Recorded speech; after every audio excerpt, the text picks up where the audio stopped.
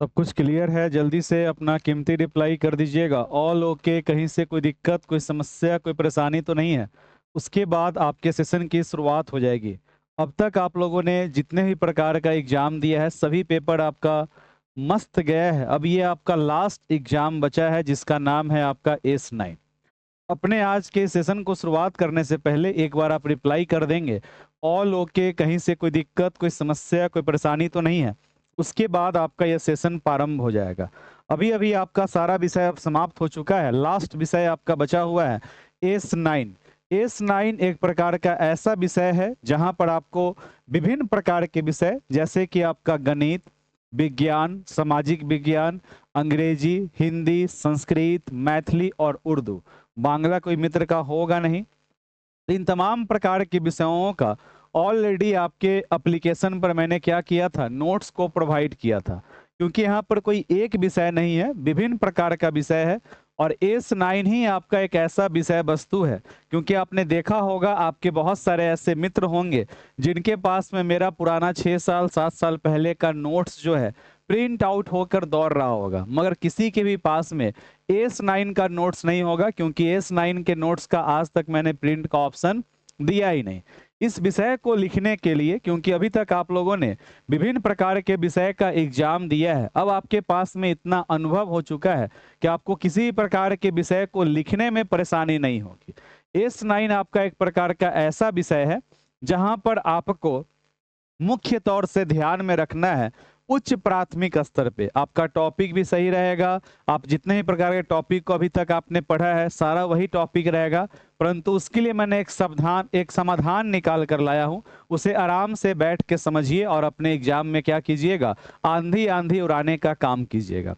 सबसे पहले आपकी जहां भी आस्था हो, जहां भी आपकी विश्वास हो, एक बार आप ईश्वर को याद कर लें कि हे ईश्वर, आप जहां भी हैं अपनी असीम कृपा हम सब पे बनाए रखें, ताकि आने वाले दिनों में हम सभी का परिणाम बेहतर नहीं बेहतरीन निकल कर आए। यही ऊपर वाले से प्रार्थना है, यही ऊपर वाले से दुआ है। अभी के इस एस9 के क्लास में आप में से जो भी हमारे ऐसे मित्र हैं जिनका एस9 में क्या है, इंग्लिश है, उनके लिए अलग से एक वीडियो मैं प्रोवाइड कर दूंगा। उस वीडियो को वह देखिएगा। इंग्लिश वाले मित्र को छोड़कर बाकी जितने भी मित्र हैं, कृपया करके मेरी बातों को ध्यान से सुनने का और समझने का काम कीजिएगा, तो आपको एस9 में कहीं से भी कोई परेशानी का सामना नहीं करना पड़ेगा। सबसे पहले आपको ध्यान क्या देना है, सोच समझिए। आप में से मैक्सिमम लोग हमारे साथ एप्लीकेशन पर जुड़े हुए हैं, उनके पास में कंप्लीट एस9 का क्या है, तो कंप्लीट एस9 का नोट्स है। एक नज़र क्या कीजिए, उसको पढ़ लीजिए, अभी आपके पास में समय है। उसके बाद अभी जो मैं ये आपका क्लास है, इस वीडियो को पूर्ण रूप से समझने का काम कीजिएगा। जिनका भी एस9 में इंग्लिश है, इंग्लिश वाले मित्र को छोड़कर बाकी सभी मित्रों के लिए एक प्रकार का क्या है, यूजफुल सेशन है। उर्दू का भी ऑलरेडी उपलब्ध है। उर्दू के शिक्षक नहीं है कि मैं आपको अचानक से उर्दू प्रोवाइड करूं, तो उर्दू का आपका वीडियो आपके एप्लीकेशन पे है, उसे आप पढ़ने का काम कीजिएगा। सबसे पहले अगर आपके एग्जाम में जो भी प्रकार का प्रश्न हो, यहाँ पर आप ध्यान से मेरी बातों को समझने का काम कीजिएगा, क्योंकि एस9 आपका उच्च प्राथमिक स्तर का विषय होता है। उच्च प्राथमिक स्तर पर किसी भी विषय का आपसे क्या पूछेगा, उद्देश्य पूछेगा, चाहे वह गणित का हो, चाहे वह विज्ञान का हो, चाहे हिंदी का हो, चाहे संस्कृत का हो, चाहे सामाजिक अध्ययन का हो। किसी भी प्रकार के विषय का अगर आपसे उद्देश्य पूछे तो सभी का उद्देश्य क्या है, एक समान है। कहता है कि उच्च प्राथमिक स्तर पर किसी भी विषय के उद्देश्य विषय की मूलभूत अवधारणाओं की समझ विकसित करना, जैसे कि विषय के प्रमुख सिद्धांत, प्रक्रिया और नियमों को समझना। फॉर एग्जाम्पल, विज्ञान के अंतर्गत हम लोग पढ़ते हैं भौतिकी के बारे में, रसायन के बारे में और जीव विज्ञान के बारे में। उसी प्रकार से सामाजिक अध्ययन के अंतर्गत हम लोग पढ़ते हैं इतिहास के बारे में, भूगोल के बारे में, राजनीति शास्त्र के बारे में और अर्थशास्त्र के बारे में हम लोग पढ़ने का काम करते हैं। तो किसी प्रकार के विषय का उद्देश्य क्या होता है, उसके विभिन्न प्रकार के मूलभूत अवधारणाओं के समझ को विकसित करना, विश्लेषणात्मक और आलोचनात्मक सोच को बढ़ावा देना, ताकि छात्र किसी समस्या को समझकर उस पर विचार कर सके। अर्थात जितने भी प्रकार का आपका विषय वस्तु है उन तमाम प्रकार के तथ्यों को समझना, उसके कंसेप्ट को समझना, ताकि विद्यार्थी क्या कर सके, उसके ऊपर में चिंतन करने का कार्य कर सके। कहता है व्यवहारिक जीवन से संबंध जोड़ना, सीखी गई बातों को उपयोग दैनिक जीवन के समस्याओं को हल करने में करना, ताकि उनको कहीं से भी किसी प्रकार कोई भी समस्या न हो। रुचि और जिज्ञासा को प्रोत्साहित करना, प्राथमिक स्तर से आपको ऊपर सोचना है, क्योंकि अभी तक जो आपने एग्जाम दिया है वो कक्षा 1 to 5 के लिए था। अब जो आपका S9 का एग्जाम होगा वो 6 to 8 के लिए होगा। चाहे आपका विज्ञान का उद्देश्य रहे, चाहे आपके गणित का उद्देश्य रहे, चाहे आपका सामाजिक अध्ययन का उद्देश्य रहे, उद्देश्य सभी का क्या है, अपने मूलभूत विषयों को विकसित करना और इस तरह से आपको अपने एग्जाम में पॉइंट वाइज करके लिखने का काम करना है। संयोग और संवाद कौशल को विकसित करना, ताकि बच्चे एक साथ समूह में जुड़कर कार्य कर सकें। मूल्य बोध और सामाजिक जिम्मेदारी विकसित करना, सीखने में तकनीक का प्रयोग करना, जिसके बारे में आप लोगों ने पढ़ा है, ICT इंफॉर्मेशन कम्युनिकेशन टेक्नोलॉजी के बारे में आपने पढ़ने का काम किया है। उसका उपयोग करते हुए बच्चों के अंदर में विभिन्न प्रकार के संपर्कों को क्या करना, विकसित करना, क्योंकि ICT एक प्रकार का ऐसा उपकरण है जिसके माध्यम से हम लोग विभिन्न प्रकार के तकनीक को बच्चों के अंदर में बड़े ही सरल और सहज भाषा के रूप में क्या करते हैं, विकसित करने का काम करते हैं। तो ICT कहने का सिंपल सा तात्पर्य होता है इंफॉर्मेशन कम्युनिकेशन टेक्नोलॉजी, जिसके द्वारा हम लोग विभिन्न प्रकार के तकनीक के माध्यम से चीजों को एक्सप्लेन करने का काम करते हैं। तो आपका किसी भी प्रकार के विषय में इंग्लिश में भी अगर आप चाहें तो उपयोग कर सकते हैं, मगर इंग्लिश में आपका ऑब्जेक्टिव नहीं पूछेगा। तो किसी प्रकार के विषय में अगर आपका उद्देश्य रहता है तो इसे आप क्या कर सकते हैं, एक्सप्लेन करने का काम कर सकते हैं। अगला तथ्य है उच्च प्राथमिक स्तर पे किसी भी विषय वस्तु के पाठ्यक्रम का स्वरूप। ये प्रश्न आपके एग्जाम में हो सकता है। उच्च प्राथमिक स्तर पे किसी भी विषय के पाठ्यक्रम का स्वरूप, पाठ्यक्रम कहने का तात्पर्य क्या हुआ, जो हमारा सिलेबस है उस सिलेबस का स्वरूप कैसा होना चाहिए। चाहे विज्ञान के लिए हमारा सिलेबस कैसा होना चाहिए, हिंदी के लिए कैसा होना चाहिए, संस्कृत के लिए कैसा होना चाहिए, सामाजिक अध्ययन के लिए कैसा होना चाहिए, उस प्रकार के स्वरूप के बारे में हमें क्या करना है, बताने का काम करना है। कहता है कि उच्च प्राथमिक स्तर पे किसी विषय के पाठ्यक्रम का स्वरूप कुछ इस प्रकार से होगा।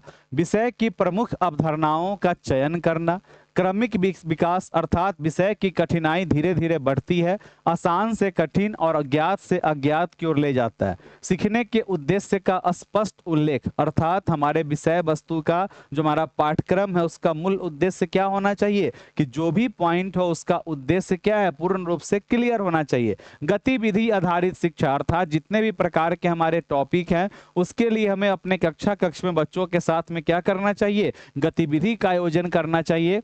अंतर विषय दृष्टिकोण, पाठ्यक्रम को अन्य विषयों से जोड़कर पढ़ाना अर्थात जो भी हमारा विषय है उसे विभिन्न प्रकार के विषयों के साथ में संलग्न करना, बच्चों के वास्तविक जीवन से जोड़कर बच्चों को पढ़ाने का कार्य करना। मूल्य शिक्षा और नैतिक शिक्षा का समावेश अर्थात हमारे पाठ्यक्रम का एक और ये भी उद्देश्य है कि हमारा पाठ्यक्रम ऐसा हो जिसके माध्यम से हमारे अंदर में क्या हो, जिसके माध्यम से हमारे पास में नैतिक शिक्षा का भी क्या हो, डेवलपमेंट हो। मूल्य भाषा स्पष्ट और सरल सामग्री अर्थात जो हमारे विषय वस्तु का भाषा है वह पूर्ण रूप से सरल होना चाहिए, सहज होना चाहिए, और उसके साथ में हम लोग किस किस प्रकार के संसाधनों का उपयोग करेंगे उसका भी क्या होना चाहिए, पूर्ण रूप से स्पष्टीकरण होना चाहिए। मूल्यांकन के एकीकृत स्वरूप अर्थात केवल परीक्षा नहीं बल्कि परियोजना, प्रदर्शन, चर्चा, समूह कार्य आदि के माध्यम से भी मूल्यांकन होना चाहिए, जिसे हम लोग सतत व्यापक मूल्यांकन के नाम से जानते हैं। अर्थात हमारा पाठ्यक्रम कहता है कि हमारे विषय वस्तु के मूल्यांकन के लिए हमें विभिन्न प्रकार के चीजों का, विभिन्न तकनीकों का उपयोग करना चाहिए, जिसके आधार पर हम लोग किसी प्रकार के विषय वस्तु में बच्चों का क्या कर सके, मूल्यांकन कर सके। सिर्फ परीक्षा केंद्रित ना होकर हमें बच्चों के अंदर में रचनात्मक सोच का बढ़ावा करना है। और ये सारा पॉइंट आप अपने विभिन्न प्रकार के विषयों में, चाहे आपका किसी भी प्रकार का विषय क्यों ना हो, जिस तरह से मैंने आपको पढ़ाया था कि आपके एग्जाम में कोई भी प्रश्न होगा सिर्फ वहां पर अगर एनसीएफ और बीसीएफ लिखा हो तो आप उसको एक्सप्लेन कर सकते हैं। ठीक उसी प्रकार से आपका कोई भी विषय हो, चाहे विज्ञान हो, चाहे गणित हो, चाहे सामाजिक अध्ययन हो, अगर उसमें पाठ्यक्रम का स्वरूप पूछेगा तो आप इसे एक्सप्लेन कर सकते हैं। अगर उस विषय का आपका उद्देश्य पूछेगा तो आप लोग इसे क्या कर सकते हैं, एक्सप्लेन करने का काम कर सकते हैं। अगला टॉपिक है हमारा उच्च प्राथमिक स्तर पे किसी भी प्रकार के टॉपिक का पढ़ाने का तरीका। अर्थात आपसे पूछेगा कि उच्च प्राथमिक स्तर पे एक सामाजिक अध्ययन के शिक्षक के रूप में आप विषय वस्तु को कैसे पढ़ाएंगे, उच्च प्राथमिक स्तर पे एक विज्ञान शिक्षक के रूप में आप विषय वस्तु को कैसे पढ़ाएंगे, उच्च प्राथमिक स्तर पे हिंदी के शिक्षक के रूप में आप अपने कक्षा का संचालन कैसे करेंगे। तो इस प्रकार के भी प्रश्नों का निर्माण होगा और इन तमाम प्रकार के प्रश्नों का शुरुआत कीजिएगा कि सर्वप्रथम हम लोग बच्चों का क्या करेंगे, अवलोकन करने का काम करेंगे और उसी अवलोकन की क्रिया को हम लोग कहते हैं पूर्व ज्ञान को जांचना। उसके बाद अपना उद्देश्य क्या करेंगे, स्पष्ट करने का काम करेंगे, टॉपिक की प्रस्तुति करेंगे, गतिविधियों के माध्यम से बच्चों को पढ़ाने का काम करेंगे, उदाहरण से जोड़ने का काम करेंगे, पुनरावृत्ति और चर्चा करेंगे अर्थात बार बार दोहराव की क्रिया एवं अपने कक्ष में सामूहिक चर्चा का संचालन करेंगे, मूल्यांकन मौखिक प्रश्न, छोटे परीक्षण, गतिविधि आधारित मूल्यांकन के माध्यम से बच्चों का मूल्यांकन करने का काम करेंगे। तत्पश्चात हम लोग गृह कार्य और परियोजना, परियोजना का मतलब क्या होता है, तो परियोजना का अर्थ होता है प्रोजेक्ट, अर्थात हमारा जो परियोजना का कार्य हो गया किसी भी प्रकार के टॉपिक के ऊपर में क्या करना, बच्चों से विभिन्न प्रकार के गतिविधियों का संलग्न करना। मैथ्स के लिए भी बना सकते हैं, बिल्कुल मैथ के लिए आप बना सकते हैं, आपका जिस भी प्रकार का विषय हो, सिर्फ S9 इंग्लिश को छोड़कर आपका जो भी विषय है सभी प्रकार के विषय में आप यह पढ़ाने का तरीका है। किसी प्रकार के विषय को आप पढ़ाने के लिए जाएंगे तो आप सर्वप्रथम क्या करते हैं, अवलोकन करने का काम करते हैं। आप किसी प्रकार के विषय को जब अपने कक्ष में पढ़ाने जाइएगा तो सबसे पहला कार्य क्या कीजिएगा, आप ही लोग कमेंट सेक्शन में कमेंट कीजिए। आज आया था सर, आज आया था मतलब इससे पहले कुछ नहीं आया था क्या प्रियंका जी? जल्दी से रिप्लाई करने का काम कीजिए। एक शिक्षक के रूप में आप किसी भी प्रकार का आपका जो भी विषय है, हिंदी है, संस्कृत है, विज्ञान है, सामाजिक अध्ययन है, आप एज ए टीचर अपने कक्ष में पढ़ाने गए, सर्वप्रथम काम आप लोग क्या कीजिएगा, जरा सा रिप्लाई करने का काम कीजिए। बिल्कुल संस्कृत का भी होगा, हर चीज में किसका आप काम कीजिएगा सबसे पहले। Very good. सबसे पहला काम क्या करेंगे हम लोग, बच्चों का ऑब्जर्वेशन करने का काम करते हैं। सबसे पहले हम लोग बच्चों के पूर्व ज्ञान को जानने का कोशिश करते हैं और उसी पूर्व ज्ञान के आधार पे हम लोग क्या करते हैं, अपने पाठ योजना का निर्माण करते हैं और पाठ योजना ही हमारा क्या कहलाता है, हमारा पढ़ाने का तरीका कहलाता है।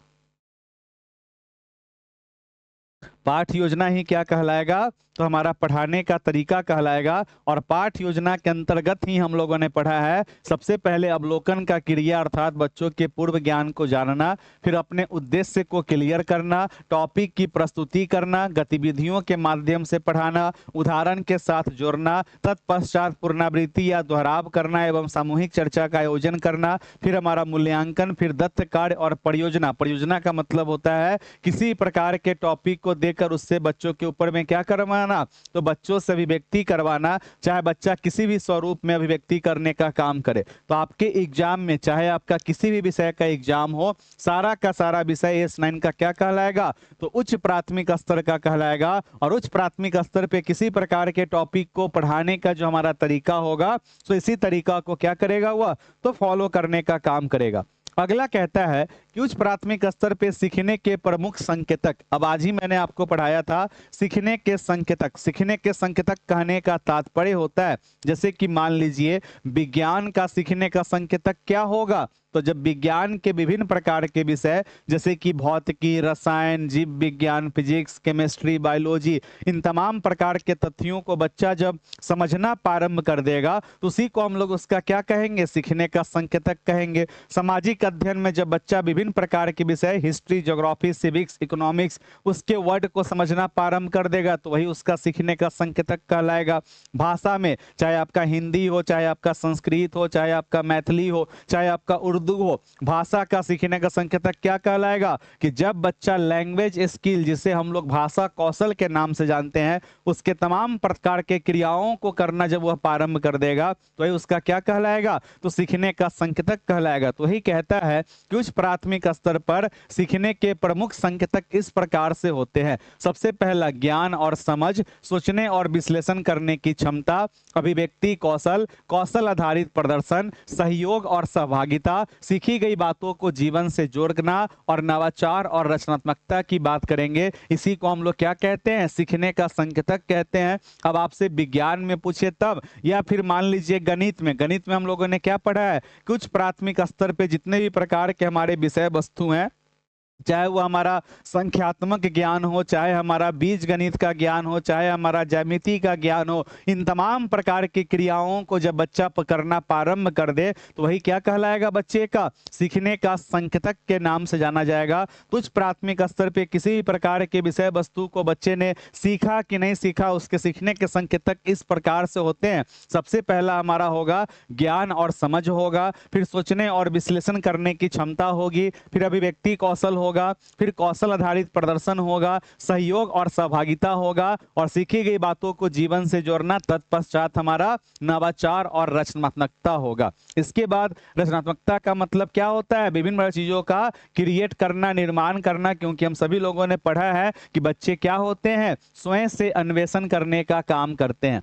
अब आइए उच्च प्राथमिक स्तर पे किसी भी प्रकार के विषय वस्तु के लिए जो हम लोग आकलन करते हैं, तो आकलन की प्रमुख विधियां क्या है। ऐसे तो हम लोगों ने पढ़ा है कि आकलन हमारा 3 प्रकार से कार्य करता है, रचनात्मकता होता है, योगात्मक होता है और निदानात्मक होता है। आकलन को हम लोगों ने पढ़ने का काम किया है। आकलन हमारा 3 प्रकार का होता है, मगर किसी प्रकार के विषय वस्तु में बच्चों के आकलन को करने की प्रमुख प्रविधियां कुछ इस प्रकार से होती है। सबसे पहले प्रेक्षण को ही हम लोग अन्य शब्द में क्या कहते हैं, तो ऑब्जर्वेशन कहते हैं, और यही हमारा क्या कहलाता है, तो अवलोकन कहलाता है। अर्थात किसी प्रकार से बच्चों का आकलन करने के लिए सर्वप्रथम हम लोग क्या करते हैं, तो बच्चों के पूर्व ज्ञान को जानने की कोशिश करते हैं, और उसी के माध्यम से हम लोग अपने आगे का कार्य, चाहे वह लिखित परीक्षण हो, चाहे मौखिक परीक्षण हो, या किसी प्रकार का प्रोजेक्ट हो, या प्रदर्शन आधारित, कि बच्चे को आप क्या करेंगे, अभिव्यक्ति करने का अवसर मुहैया करवाएंगे।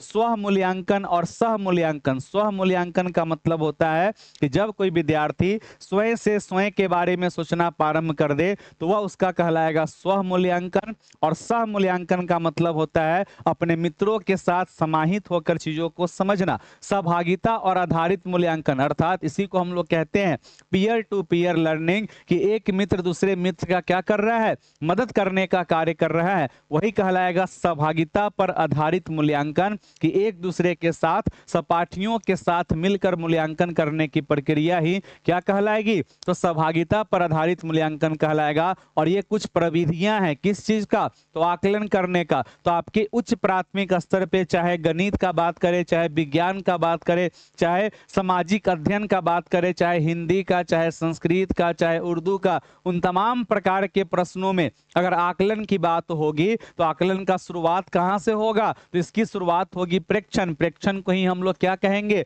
ऑब्जर्वेशन बोलेंगे। इसी को हम लोग अवलोकन के नाम से जानते हैं। और इन तमाम प्रकार के प्रविधियों का उपयोग करके हम लोग उच्च प्राथमिक स्तर पे बच्चों का आकलन करने का काम करते हैं। अब आपका जिस प्रकार का विषय होगा उसके संदर्भ में आपको स्वयं से लिखने का काम करना है। अब आपका गणित हो तो भी लिखिए, विज्ञान हो तो भी लिखिए, सामाजिक अध्ययन हो तो भी लिखिए, हिंदी हो तो भी लिखिए, संस्कृत हो तो भी लिखाएगा, और मैथिली होगा तो भी लिखाएगा, उर्दू होगा तो भी लिखाएगा। और ये एक प्रकार की ऐसी प्रक्रिया है जिसका आप उपयोग विभिन्न प्रकार के विषय वस्तु को आकलन करने के लिए कर सकते हैं। अर्थात इसके माध्यम से हम लोग बच्चों के सीखे गए क्रियाकलाप को जानने का प्रयास करते हैं और कोशिश करने का काम करते हैं। बोल दीजिए ना सर, उर्दू का क्लास नहीं होगा। रिजवाना परवीन जी, एक ही बात कितनी बार सुनिएगा, क्या मुझे उर्दू आता है, यस और नो। उर्दू का मैंने आपको पहले ही कहा है कि 10 वीडियोज आपके एप्लीकेशन पर अवेलेबल है, मगर आप नहीं लिए होंगे क्योंकि आपको 500 रुपए खर्च करना नहीं होगा।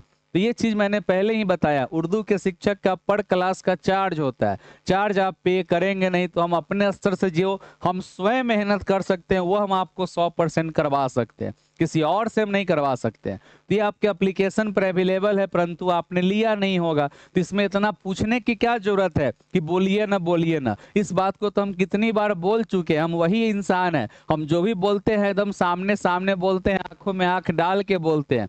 ये चीज आपका है, आपने नोट्स परचेज नहीं किया होगा तो ना ही आपके पास में एस9 के किसी विषय का नोट्स होगा, ना ही आपके पास में एस9 के उर्दू का वीडियो होगा, तो अभी आप परेशान होइएगा। यही सिंपल सा लॉजिक है, और इस बात को कितनी बार मैंने आपको समझाया है। ये जो अभी मैं आपको कंटेंट पढ़ाने का काम कर रहा हूँ, ये सभी कंटेंट के साथ साथ आपको क्या करना पड़ेगा, एस9 का नोट्स भी थोड़ा सा पढ़ना पड़ेगा। अपने एग्जाम के लिए इतना दिन रात परेशान आप लोग हो सकते हैं, लाख से 2 लाख तक का आप खर्चा कर सकते हैं, सरकारी कॉलेज में 25 से 30 हजार का खर्च कर सकते हैं, मगर 500 की जब नोट्स की बात आती है तो किसी के भी नोट्स को आप लोग वायरल कर देते हैं, शेयर कर देने का काम करते हैं।